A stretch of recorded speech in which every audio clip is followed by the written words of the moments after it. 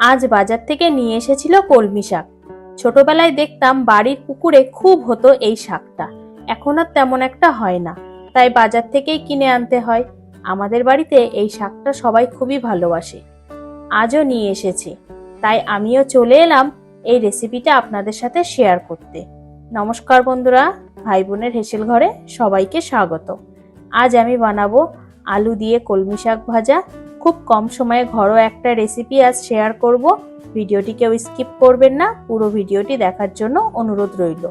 কলমি শাকের এই রেসিপিটা বানানোর জন্য আমি এখানে 3 আটি কলমি শাক ভালোভাবে বেছে কুচি কুচি করে কেটে ধুয়ে নিয়েছি। আর নিয়েছি দুটো মিডিয়াম সাইজের আলুকে এইভাবে সরু সরু করে কেটে নিয়েছি। আজ আমি এই আলু দিয়ে কলমি শাকের খুব ঘরোয়া একটা রেসিপি আপনাদের সাথে শেয়ার করব। চলুন আমি এবার রান্নাটা শুরু করব।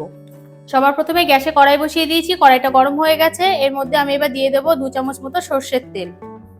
তেলটা গরম হয়ে গেছে। এখন আমি এই তেলের মধ্যে দিয়ে দেবো 3টে শুকনো লঙ্কা ফোড়ন। ফোড়নটা হালকা একটু তেলে নাড়াচাড়া করে নেব। এবার আমি এই তেলের মধ্যে দিয়ে দেবো একটা মাঝারি সাইজের পেঁয়াজ কুচি। একটা রসুনের অর্ধেকটা থেতো করে নিয়েছি, সেটা দিয়ে দিলাম। আর বাকি অর্ধেকটা গোটা দিয়ে দিলাম। অর্ধেক রসুন যে থেতো করে দিয়েছি, এটা শাকের সাথে ফ্লেভারটা ভালো লাগবে আর গোটা রসুনটা খাওয়ার সময় খেতে ভালো লাগবে, সেই জন্য আমি কিছুটা থেতো এবং কিছুটা গোটা দিয়েছি। আর দিয়ে দেবো একটা মাঝারি সাইজের টমেটো কুচি। সবকিছু তেলে একটু ভেজে নেব। পেঁয়াজ, রসুন এবং টমেটোটা তেলে ভেজে নিয়েছি, নরম হয়ে গেছে। এবার আমি এর মধ্যে দিয়ে দেব যে আলু সরু সরু করে কেটে নিয়েছিলাম, সেই আলুটা। এবার দিয়ে দেবো আলুর পরিমাণে 1/2 চামচ লবণ, 1/4 চামচ হলুদ গুঁড়ো। এবার আলুটাও ভালোভাবে তেলে ভেজে নেব।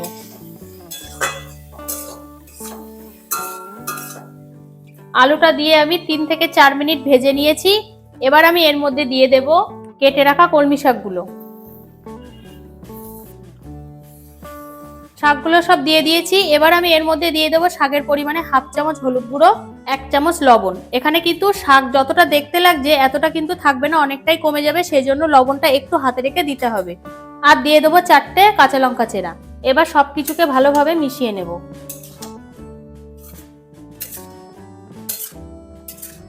সবকিছু ভালোভাবে মিশিয়ে নিয়েছি। এবার আমি 5 থেকে 7 মিনিটের জন্য ঢাকা দিয়ে দেবো, শাকটা যাতে তাড়াতাড়ি সিদ্ধ হয়ে যায়।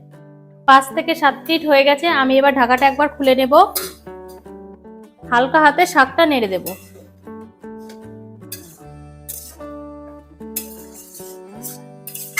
হালকা হাতে শাকটা একবার নেড়ে দিয়েছি। এবার আমি এর মধ্যে দিয়ে দেব 1/4 চামচ গোলমরিচ গুঁড়ো আর দিয়ে দেবো 1/2 চামচ জিরে গুঁড়ো। সবকিছুকে আবার ভালোভাবে মিশিয়ে নেব।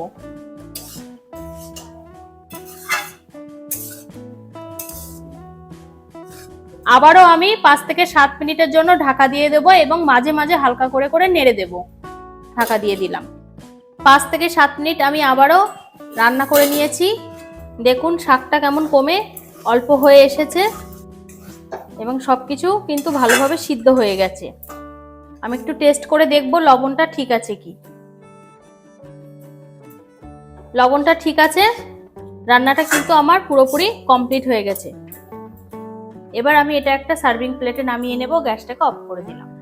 রেডি হয়ে গেল আজকের রেসিপি আলু দিয়ে কলমি শাক ভাজা। এটা এখন গরম গরম ভাতের সাথে খেতে কিন্তু দুর্দান্ত লাগবে। যারা এইভাবে কলমি শাকটা না রান্না করেছেন তাদেরকে বলছি অবশ্যই এইভাবে একবার হলেও ট্রাই করে দেখুন এবং কেমন হলো অবশ্যই কমেন্ট করে জানাবেন। আজকের রেসিপিটা তাহলে এই পর্যন্ত। যে সকল নতুন বন্ধু আমার ইউটিউব চ্যানেল থেকে দেখছেন তারা অবশ্যই চ্যানেলটিকে সাবস্ক্রাইব করে দেবেন। আর যে সকল বন্ধুরা ফেসবুক থেকে দেখছেন তারা অবশ্যই পেজটিকে ফলো করে দেবেন। আজ তাহলে এই পর্যন্ত। দেখা হচ্ছে পরের কোনো রেসিপিতে।